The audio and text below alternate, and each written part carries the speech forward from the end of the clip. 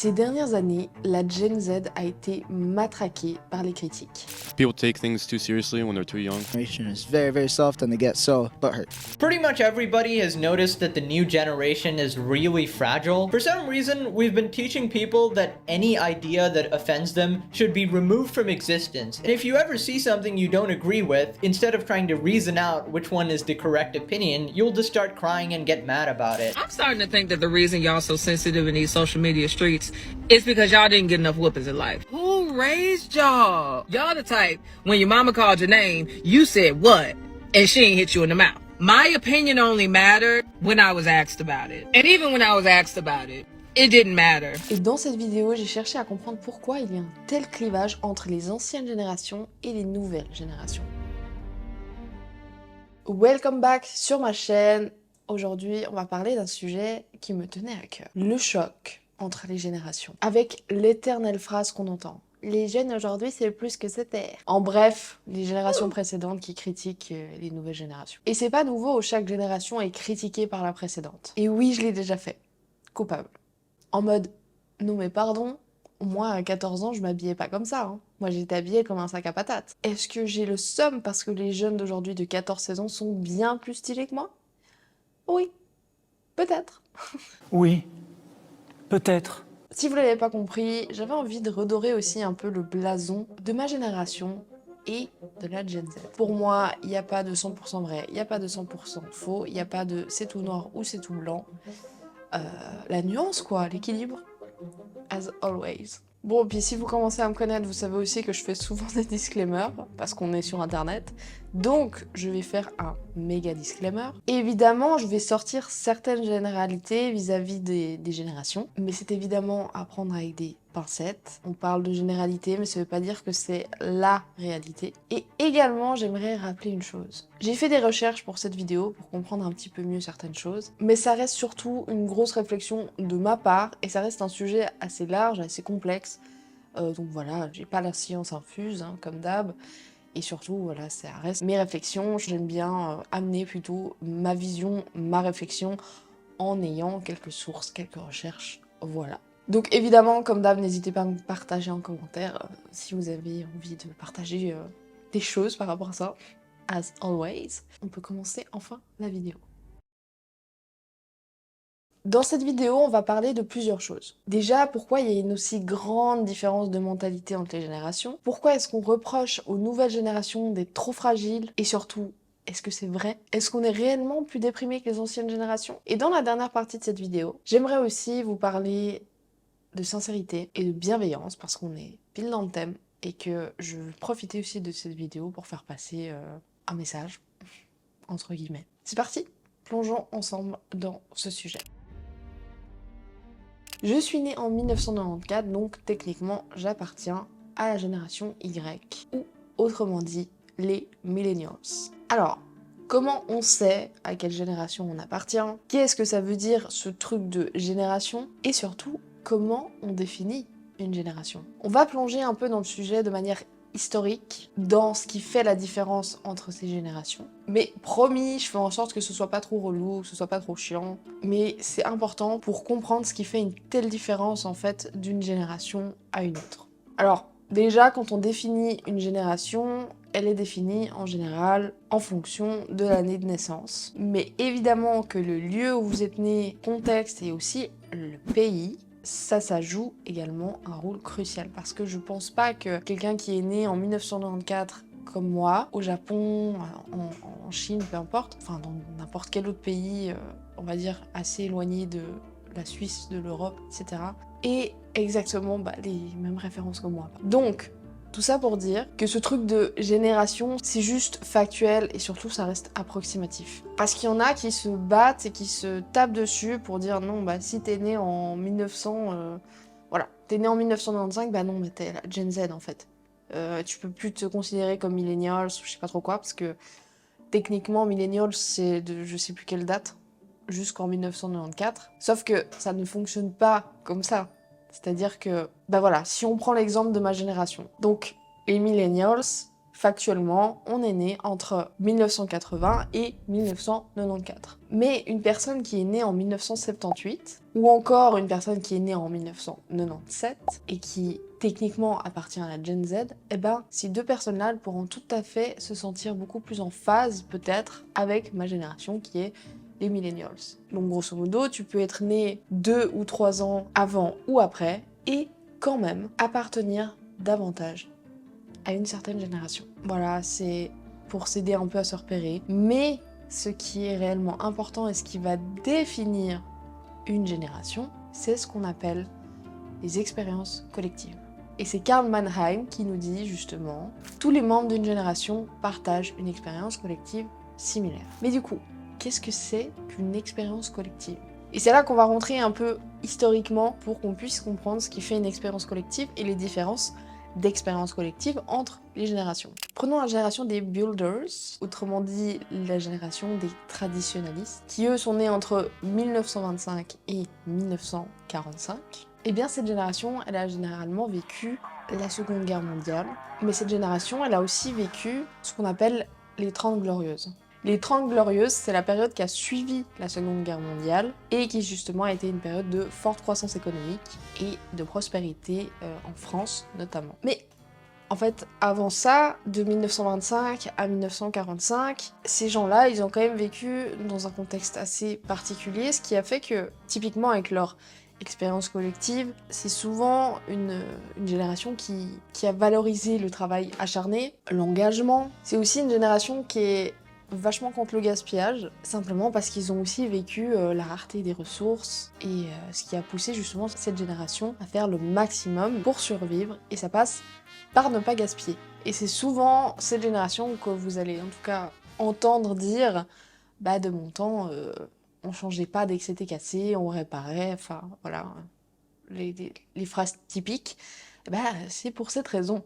Alors, bien sûr, quand je vous dis ça, voilà, c'est des généralités, c'est, on va dire, d'une manière plus ou moins globale. Maintenant, ça veut pas dire que les autres générations ne peuvent pas partager les mêmes valeurs ou ne partagent pas les mêmes valeurs. Et donc, justement, cette génération des traditionalistes, elle a donné naissance à ce qu'on appelle les baby boomers, ou qu'on appelle simplement les boomers.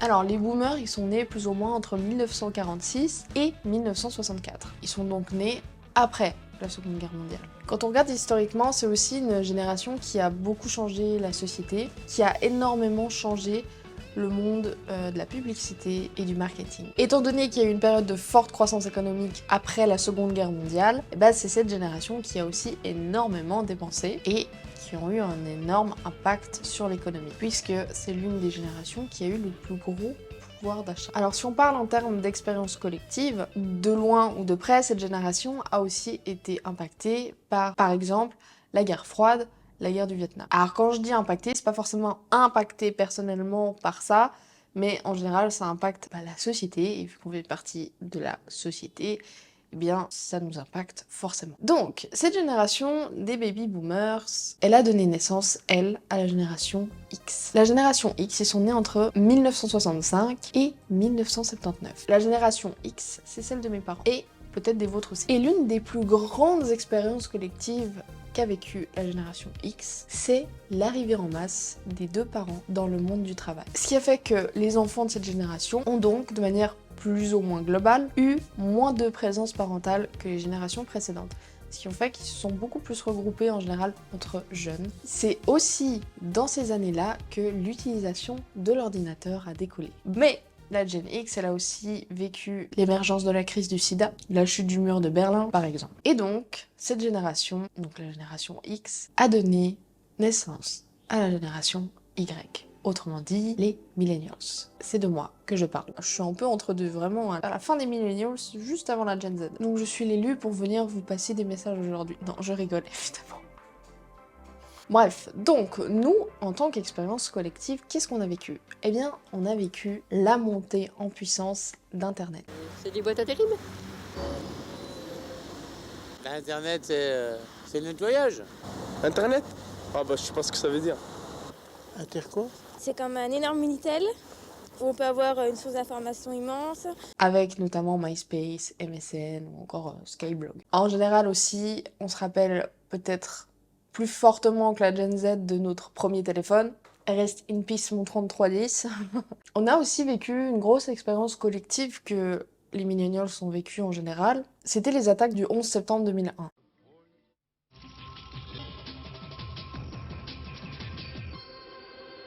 Bonjour à tous, ce flash spécial pour vous annoncer ces très spectaculaires explosions. Ce serait un attentat selon les médias On vient de américains. l'apprendre, un terrible accident d'avion en plein cœur de New York. Un avion s'est encastré. The unthinkable happened today. The World Trade Center, both towers. This just in, you were looking at obviously a very disturbing live shot there. En général, quand on demande aux gens s'ils se souviennent ce qu'ils faisaient ce jour-là, eh ben en général, on se souvient très précisément. Et c'est mon cas. Parce que j'étais assez jeune pour pas forcément comprendre ce qui se passait tout de suite. Je crois que j'avais 7 ans ou 8 ans. Mais assez âgée pour me souvenir exactement ce que je faisais à ce moment-là. Et typiquement, moi je sais qu'à ce moment-là, je jouais dans le salon chez ma grand-mère avec mon grand frère à côté. J'étais par terre. Je me souviens que la télé tournait et qu'à un moment donné, les programmes ont été interrompus et qu'on a vu justement les images des 2 tours, etc. Donc voilà, c'est en général quelque chose qu'on se souvient. Donc c'est une grosse expérience collective. Mais encore une fois, sur moi directement, ça n'a pas eu un impact fort. Mais par contre, sur la société, sur la sécurité, les choses comme ça, tout ça a eu un fort impact. Et justement, si on parle d'expérience collective, eh bien, typiquement, cette expérience-là, elle a été vécue par les millennials, mais elle a tout autant été vécue collectivement par les générations précédentes. C'est ce que je vais appeler une expérience collective intergénérationnelle, finalement. Et elle a eu aussi un impact sur toutes les générations d'après, finalement, parce que ça a changé beaucoup de choses. Et puis enfin, on a la Gen Z, qui ont des parents soit de la génération X, soit de millennials, donc de personnes de plus ou moins mon âge. La Gen Z est née plus ou moins entre 1995 et 2009. À partir de 2010, c'est la génération Alpha, qui se termine d'ailleurs cette année. Mais dans cette vidéo, je vais pas venir sur ça, il y a déjà assez d'infos. Alors, la Gen Z, elle a vécu, elle aussi, l'expansion des réseaux sociaux, une grosse évolution aussi des normes sociales, beaucoup de choses qui ont évolué ces dernières années, l'émergence de l'IA aussi en masse, et surtout très très vite, le Coco 19. Et ça, ça fait partie de ce que j'appelle les expériences collectives intergénérationnelles, c'est-à-dire que la Gen Z et toutes les générations d'avant, on a vécu cette expérience collective tous ensemble. Le confinement, tout ça, qui a été assez spécial, on l'a tous vécu. Mais voilà, on a tous été très certainement impactés de manière différente pour 1000 raisons possibles. Voilà un petit peu pour ce que la Gen Z a vécu comme expérience collective. Bon, c'est bon. On a fini avec le déroulé de ce qui s'est passé durant certaines générations. Enfin, il y a beaucoup plus que ça, mais je voulais pas non plus passer des heures. Je voulais juste, en fait, pouvoir vous faire comprendre, si vous ne le saviez pas, ce qui définit une génération et pourquoi, en fait, parfois c'est compliqué d'une génération à une autre de comprendre les codes, de comprendre pourquoi cette génération elle agit comme ça alors que nous on agissait comme ça, simplement à cause ou grâce parfois à ces expériences collectives. Et c'était important de le rappeler, je pense, pour comprendre un petit peu la complexité finalement. Comprendre aussi que parfois pour les générations précédentes c'est compliqué de comprendre ce qui se fait maintenant et nous des fois on comprend pas trop pourquoi l'ancienne génération elle est comme ça, elle a ses comportements, elle pense comme ça. C'est exactement tout ce que je vous ai cité avant qui fait que y a des clivages au temps énormes entre les générations et c'est normal. De mon côté, par exemple, je partage énormément de choses en commun avec la Gen Z. Si on doit prendre en termes de génération, il y a plein de choses, mais il y a aussi plein de choses que la Gen Alpha est en train d'amener ou la Gen Z, on va dire, qui sont nés le plus tard, que des fois, c'est lunaire pour moi. Vraiment, on a une génération... Je comprends en fait que des fois c'est difficile pour les anciennes générations de comprendre certains trucs de la génération d'après, et j'en ai bien conscience, et je tenais aussi à rappeler ça, ce qui permet d'être un petit peu plus indulgent, un petit peu plus tolérant les uns envers les autres, les anciennes générations envers les nouvelles générations, parce que c'est bien aussi d'ouvrir son esprit et de pas rester bloqué dans le temps, quoi. D'évoluer finalement, d'évoluer avec le temps. Pour conclure ce premier chapitre, faut bien se rappeler que les lignes générationnelles, c'est tout autant arbitraire que les frontières sur une carte. Anyways, alors, pourquoi la Gen Z est autant montrée du doigt? Est-ce que cette génération a vraiment un problème? C'est ce qu'on va voir ensemble tout de suite. Les jeunes d'aujourd'hui sont trop sensibles. Bon, voilà. Je dirais plutôt fragile que sensible. Très très sensibles. Hyper sensible et d'autres pas du tout. Genre, il y a un gars qui se fait planter en pleine rue, ça va vous choquer 2 minutes et après ça va. Et puis par contre, si tu dis elle est grosse, maintenant tu dis ça, tu te fais atomiser. Il faut pas heurter sa sensibilité. Comme on a toujours dit, une vie dure fait naître des hommes forts. Une vie facile fait naître des hommes faibles. Bon alors, est-ce que la nouvelle génération est trop sensible ou est-ce que l'ancienne est trop rude? Alors, je vous avoue que c'est un sujet vachement complexe et j'ai essayé d'apporter le plus de nuances possible, comme toujours. Pour pas mal d'anciens, on va dire que de manière générale, la priorité c'était de nourrir sa famille, donc on travaillait dur et beaucoup. Et la santé mentale, c'était pas vraiment un sujet, on n'avait pas le temps de se préoccuper de ça, et surtout c'était un énorme tabou. Et à l'époque, voilà, si t'allais pas bien, tu fais quoi? Tu sors boire un verre au bar avec les copains. Je sais pas pourquoi j'ai pris cet accent. Et ça ira mieux. Alors je grossis le trait, hein, mais c'est un peu ça, c'est genre voilà, les bières c'est moins cher que la thérapie, je suis avec les copains, je rigole. Mais enfin bon, je veux en venir aussi, c'est que la vulnérabilité, dire qu'on va pas bien, c'était souvent vu comme aussi un aveu de faiblesse, et ça on n'en voulait pas. Et c'est pas si faux, si on regarde et qu'on discute parfois avec des personnes des générations précédentes, quand vous leur parlez de psychologue ou voilà de thérapie, de dépression, pour eux c'est lunaire parfois. Vraiment, je vous le dis, parfois c'est lunaire. Ils comprennent pas pourquoi les jeunes sont en dépression, comprennent pas à quoi ça te sert d'aller chez le psy, c'est des conneries. Donc quand vous leur parlez de ça, vous risquez de leur faire des syncopes. En même temps, ça peut se comprendre, d'accord? On peut pas vraiment leur en vouloir que certaines idées restent quand ça a été ancré dans sa tête, dit, redit pendant des années et des années. C'est difficile de se détacher d'une croyance qu'on a. Et surtout, on a peut-être vu aussi nos parents, nos grands-parents, etc. Qui avaient d'autres préoccupations que leur santé mentale. Ils avaient pas le temps de penser à ça. Et donc, ça peut aussi se comprendre que c'est difficile de toujours comprendre, quoi. Je parlais du clivage avant, c'est exactement ça. Et de l'autre côté, on a les générations plus récentes, donc je m'inclus aussi dedans, Gen Z, on va dire en tout cas une partie des millennials. On est les générations qui ont aussi pas mal remis en question les normes ces dernières années, et puis surtout aujourd'hui la santé mentale ou même la sexualité, ce sont plus vraiment des tabous, c'est des sujets aujourd'hui qu'on aborde assez facilement, que ce soit sur internet ou entre amis. On n'a plus peur de dire oui je suis suivie par un thérapeute, ou alors oui j'ai déjà fait une dépression dans ma vie, ou encore voilà, on ose parler de notre anxiété, de nos peurs, plus facilement ouvert sur le sujet de la vulnérabilité. Et ça, vous voyez, je crois pas que ça fasse de nous des fragiles. Je trouve ça même très bien, je pense même que ça a permis à certaines personnes d'oser demander de l'aide et peut-être d'éviter des suicides. Des suicides ou alors de vraiment sombrer, quoi. Et ça, je suis tentée de dire que c'est plutôt positif.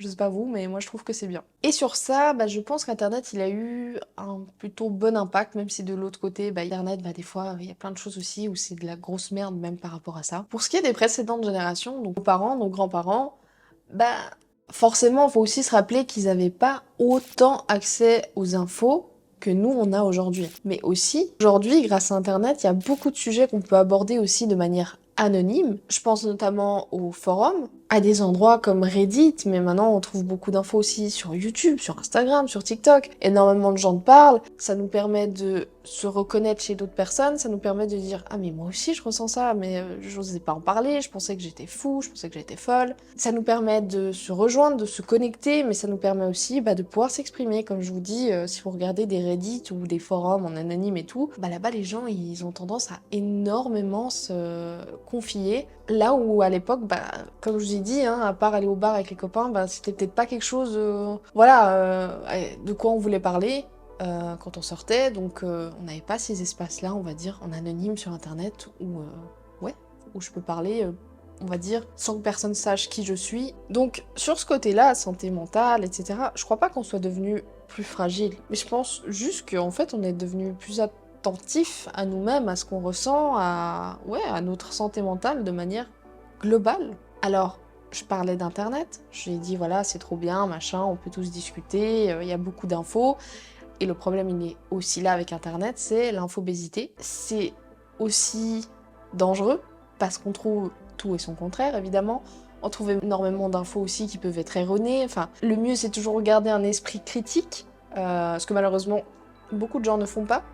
Ils voient un truc, ils font tête baissée, c'est bon, c'est sûr, c'est vrai. C'est pour ça que j'encourage toujours à ouvrir, quoi, à ouvrir son esprit, à aller voir ailleurs, à aller voir des choses qui se contredisent, parce que c'est ce qui se permet en fait de faire sa propre idée et de pas rester buté sur un truc et croire que c'est la vérité. Anyways, le problème aussi avec Internet, et c'est amas d'informations, c'est le fléau des autodiagnostics. Combien de personnes aujourd'hui s'autodiagnostiquent dépressifs, TDAH, troubles de la personnalité, ou je sais pas encore, hypersensible. Parce que j'ai vu quelqu'un qui a dit qu'il avait 2 symptômes qui ressemblent à ça, donc ça veut dire que c'est sûr que j'ai ça. Et les gens s'autodiagnostiquent et ne vont pas voir des professionnels, c'est exactement la même chose que ces vieux tests de personnalité tout pourris qui sont gratuits et qui vous disent quelle fleur vous êtes. Je me fais rire toute seule alors qu'il n'y a rien de drôle. All this shit, that's a big problem. C'est vraiment un fléau et ça peut même être dangereux. Alors, vous me direz, pour l'hypersensibilité, c'est pas forcément dangereux, mais quand bien même, moi je me suis auto-diagnostiquée hypersensible à l'époque. J'avais vu des trucs, j'étais ah ouais, moi je ressens aussi plus ou moins ça, nanani. Et en fait, je prenais ça comme la réalité, comme ok, bah je suis hypersensible en fait. Alors qu'il y a plusieurs degrés, il y a un moment donné, en fait, je me suis détachée de cette étiquette, parce que le problème c'est aussi ça, c'est que quand on se met une étiquette sur la gueule en mode bah je suis hypersensible, croyez-le ou non, eh bien j'ai remarqué que j'étais plus susceptible de me comporter comme une personne hypersensible, alors que, en fait, comme jouer un rôle parce qu'il faut que je corresponde à cette étiquette que je me suis mise, quoi. Et donc ça, c'est dangereux, suivant ce que c'est. Voilà, je vous parle des troubles de la personnalité. Évidemment, il y a des gens qui ont été diagnostiqués, qui sont suivis, mais il y a des gens qui se disent « Ah bah oui, bah moi aussi ». Non. En fait, avant de vous auto-diagnostiquer, si vous avez des doutes, faites des tests, allez voir des spécialistes qui pourront vous dire s'il y a effectivement une pathologie ou autre. C'est hyper important. Il y a une autre chose qui sort aussi énormément quand on parle des nouvelles générations, c'est que Millennials, Gen Z, Alpha sont des générations de plus en plus déprimées. Alors, que notre génération se sente beaucoup plus seule, je suis d'accord, et les chiffres en parle. D'ailleurs, Ego Decrypt en parle dans une de ses récentes vidéos. 26% des Français qui ont entre 15 et 25 ans se sentent seuls. Donc oui, ça touche plutôt les jeunes, donc les nouvelles générations. Et pour cause, bah, c'est aussi énormément lié à la précarité. Et je laisse un passage de Hugo qui l'explique bien mieux que moi. Un Français sur 5 se sent seul. Alors, qui sont les personnes les plus touchées par la solitude et par l'isolement ? Eh bien, selon ce rapport, on a d'abord les Français les plus modestes et les plus pauvres, notamment les personnes en recherche d'emploi ou encore les ouvriers. On peut voir aussi que cette solitude, elle concerne particulièrement les jeunes. 26% des 15-25 ans disent se sentir seuls, contre 16% des 70 ans et plus. Alors, si concrètement on parle de dépression, est-ce que réellement les générations précédentes étaient moins déprimées? Bah ça, je vais vous dire, je suis beaucoup moins sûre. Et je vais vous dire pourquoi. Vu que, comme je disais avant, dans les générations précédentes, eh bien, la dépression, les troubles mentaux, enfin la santé mentale et tout ce qui tourne autour de ce sujet-là, bah déjà, c'était tabou, c'était moins reconnu, c'était diagnostiqué différemment, voire c'était pas du tout diagnostiqué. Et le tabou, tout ça, fait que les gens, bah, ils en parlaient pas. Donc, où je veux en venir avec tout ça, c'est que ça signifie pas nécessairement que les anciennes générations étaient moins sujettes à la dépression. Et d'ailleurs, c'est probable et c'est même sûr que la dépression a toujours existé, mais qu'en fait, simplement, elle était moins reconnue, elle était moins comprise, et donc forcément, bah, elle était moins diagnostiquée. Maintenant, oui, comme j'ai dit juste avant, avec les changements qu'il y a dans la société actuellement, l'urbanisation, l'individualisation, la précarité chez pas mal de jeunes ou même de personnes âgées, l'augmentation du stress, enfin tout ça, ça a sûrement contribué à développer beaucoup de soucis tels que l'anxiété, enfin tout ce que j'ai cité avant, et donc qui peut amener à la dépression. Maintenant, on saura jamais si les nouvelles générations sont réellement plus déprimées ou si juste les anciennes générations n'étaient pas diagnostiquées. Ça restera un mystère. Aujourd'hui, on ne peut plus rien dire. Pas mal de fois, je me suis prise la tête avec les copains parce que je disais ce que je pensais et les choses comme elles sont. Et puis aujourd'hui, oulala, on peut plus dire ce qu'on pense. Ta sœur, on rigolait parce que j'ai dit un ping-pong, et un ping-pong pour nous c'est un chinois, enfin c'est pas... Mais c'est pas méchant, parce qu'ils jouaient beaucoup au ping-pong à l'époque et puis on regardait ça à la télé, des gens qui... Puis c'était qui? C'était les Chinois, qu'est-ce que tu veux que je te dise? Elle l'a super mal pris. Ouais. Tout porte à polémique, c'est très dommage. C'est pas qu'on peut plus rien dire, c'est qu'on peut faire attention à blesser personne. Si je dis Thibaut InShape, vous me dites...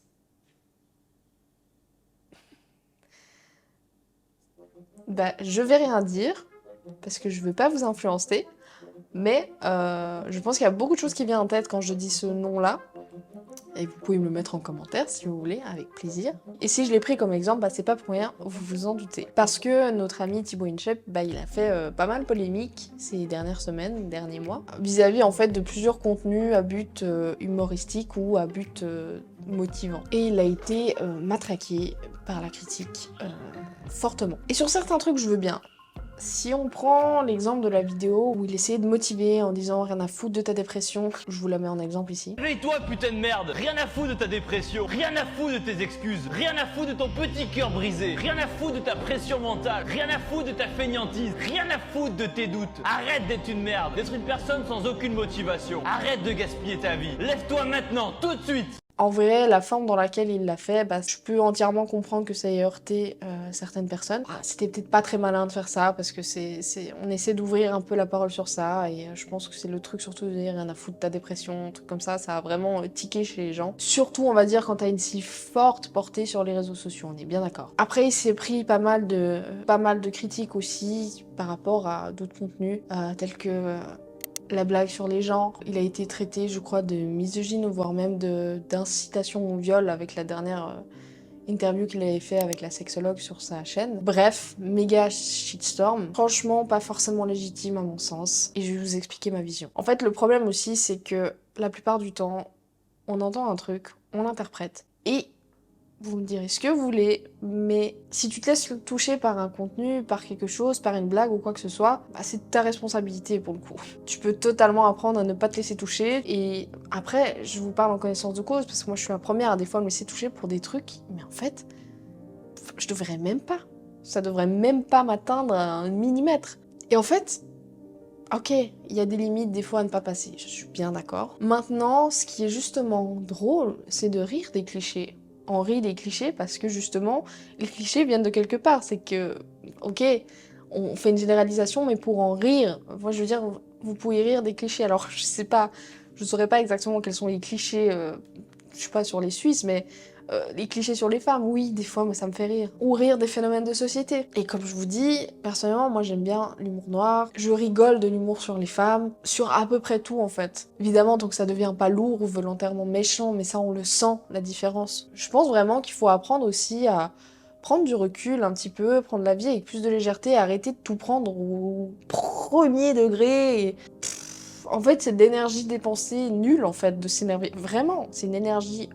Je vous parle pas de méchanceté, ou vraiment, comme je vous ai dit, de choses utilisées pour vraiment être méchant.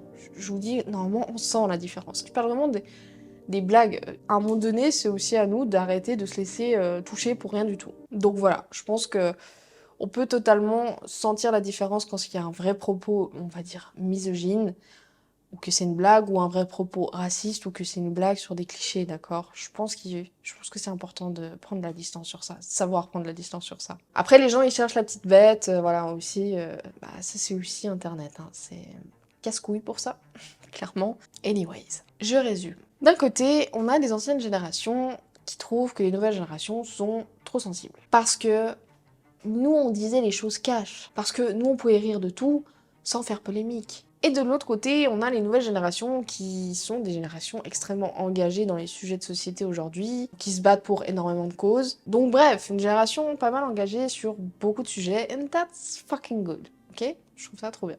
C'est aussi ces mêmes générations qui sont très peu tolérante en fait envers tout le reste. Évidemment, ce n'est pas une généralité, mais je trouve aussi qu'il y a beaucoup de gens, et c'est peut-être pour ça qu'on nous prend pour des fragiles, puis qu'on dit qu'on peut plus rien dire, parce que on sait plus faire la différence et on sait plus rire en fait des clichés ou des phénomènes de société. J'avoue que relou de devoir faire attention à la moindre syllabe, de devoir tout le temps se justifier sur ce qu'on dit, etc. Tout ça parce qu'une personne en face va interpréter à sa manière et va en faire une affaire d'État. Et il suffit d'une personne sur internet pour qu'après ce soit 10, ensuite 25, ensuite 50, et puis effet de masse, et puis après ça y est, c'est parti quoi. Et maintenant, de l'autre côté, malheureusement, on a aussi des gens qui sont borderline, voire totalement de l'autre côté. Si jamais elle galope, elle jouit. C'est bien, ma fifi, continue. Et qui se permettent vraiment des trucs sous couvert d'humour. L'avocat Gérard Depardieu qui revendique, en tout cas pour l'un d'entre eux, le droit à un ancien monde. Ces images, c'est justement la résurgence d'un ancien monde qu'on ne tolère plus. Je connais pas de monde où on sexualise une gamine de 10 ans sur son cheval. Parce que je suis d'accord, faudrait que certains ou certaines apprennent à fermer leur bouche et arrêtent de se cacher derrière des ceux de l'humour et d'autres de l'autre côté qui devraient faire un petit peu plus preuve aussi d'autodérision dans certains cas. Bon, je suis partie un peu dans tous les sens, mais je voulais apporter cette nuance, d'accord? Eh bien, c'est exactement pour cette raison que dans ce dernier chapitre de cette vidéo, j'ai décidé de parler du sujet de la sincérité et de la bienveillance.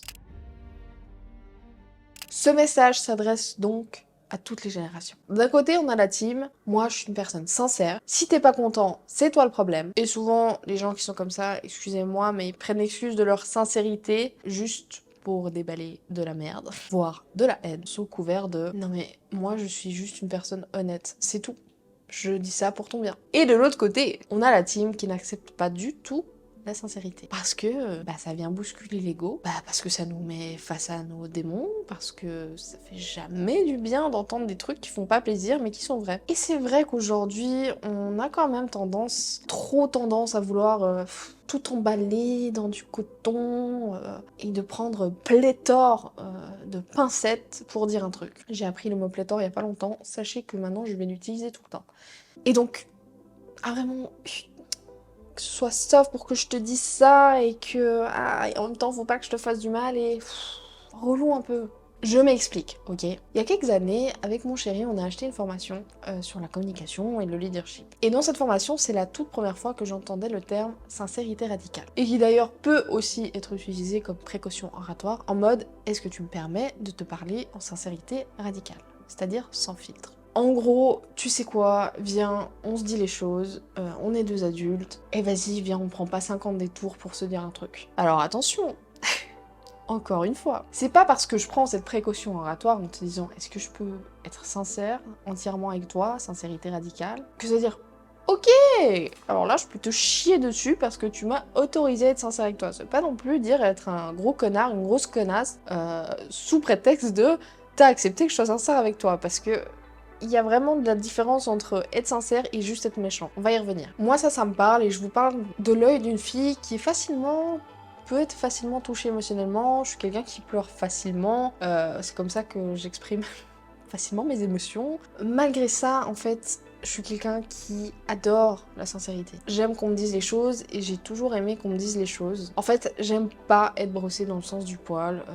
J'aime pas qu'on me vienne et qu'on dise attends, je vais bien faire attention à comment je te dis la chose. Moi, j'aime aussi qu'on soit sincère avec moi. Et pourquoi j'aime ça aussi? Parce que être sincère, ça demande beaucoup de courage. Ça demande aussi beaucoup de conscience de soi. Et être sincère, ça demande aussi la capacité à pouvoir identifier et reconnaître ce qui se passe en nous. Et là où je voulais en venir, quand je parlais de méchanceté, je parle de sincérité, il y a une chose où il faut faire la différence, c'est entre sincérité et préjugés. La ligne est fine. On va prendre deux exemples, c'est plus simple. Admettons, t'es entrepreneur, entrepreneuse. T'as un ami dans ton entourage qui t'est super cher, voilà, et cet ami-là est salarié. Okay. Aller critiquer son choix de carrière en lui disant par exemple que son métier n'a aucune valeur, que c'est un esclave de la société, tout ça sans considérer quelles sont ses passions, la stabilité que peut-être ça lui apporte et qui lui fait du bien, compétences qui peuvent, en fait, tout ça, tout ce qui peut le motiver à faire ce métier même en étant salarié alors que toi t'es entrepreneur. Et ben tu vois,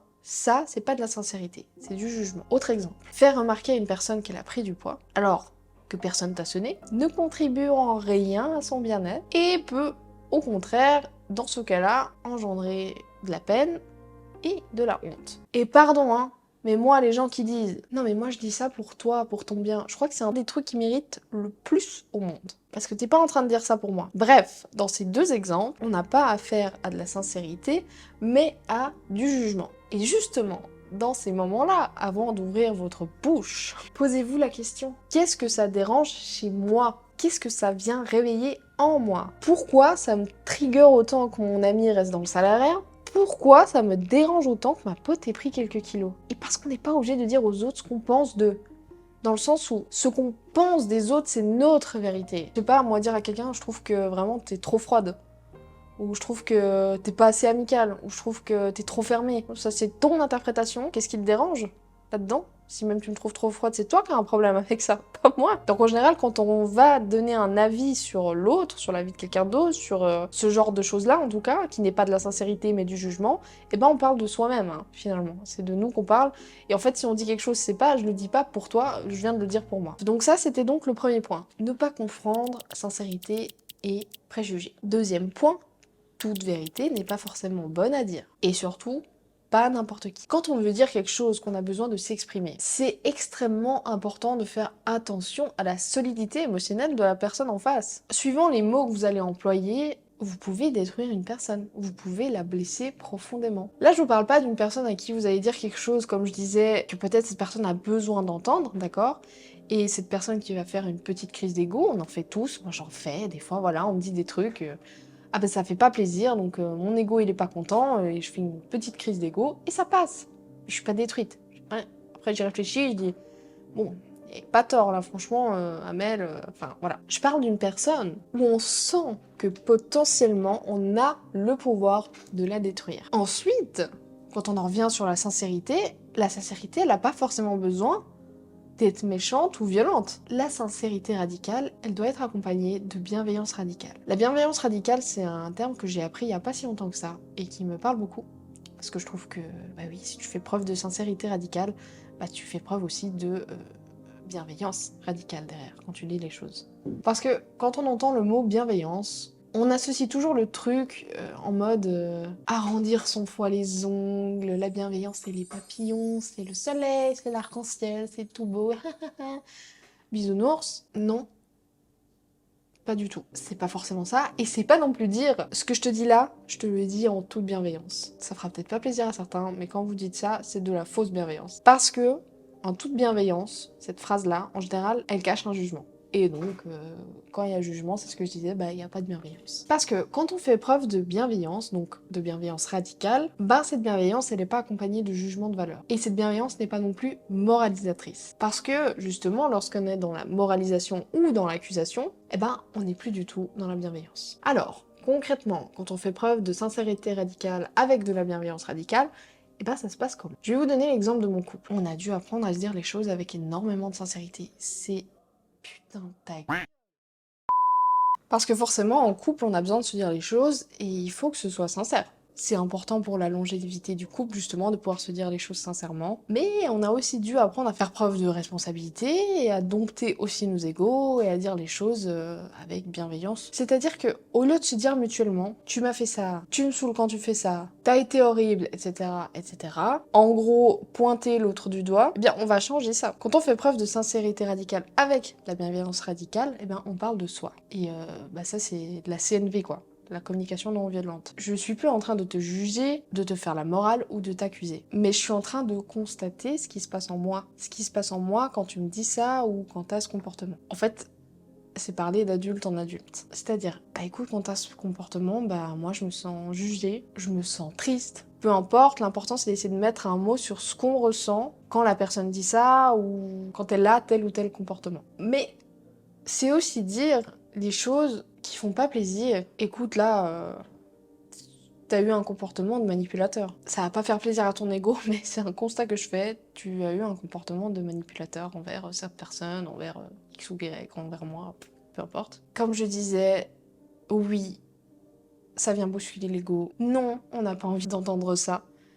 Mais c'est nécessaire la plupart du temps. Et je vous parle en connaissance de cause, parce qu'il y a eu plein de fois où certaines vérités qu'il m'a dit m'ont bousculé fort. Elles m'ont pas blessée à proprement parler, mais c'est mon ego qui a été blessé. Mais ça, c'est pas grave, parce que l'ego, moi je vous l'ai déjà dit, chacun pense ce qu'il veut, mais pour moi l'ego c'est pas du tout le meilleur allié, loin de là. Et c'est justement à nous de contrôler notre ego, et pas à notre ego de nous contrôler. Alors avant je disais que parfois certaines personnes sont trop fragiles émotionnellement pour entendre quelque chose à un moment X dans sa vie. Et pour ces personnes-là, suivant ce que vous allez dire, au moment où vous allez le dire, ça peut vraiment être violent, voire traumatisant. Mais du coup, comment on fait pour savoir si la personne elle est émotionnellement assez forte pour entendre ce que j'ai à dire? Bah je pense qu'il faut se poser plusieurs questions. Déjà, est-ce que je suis dans le jugement? Est-ce que ce que j'ai à lui dire c'est vraiment de la sincérité ou c'est juste méchant? Est-ce que ce que je m'apprête à lui dire, je le dis vraiment pour lui, elle?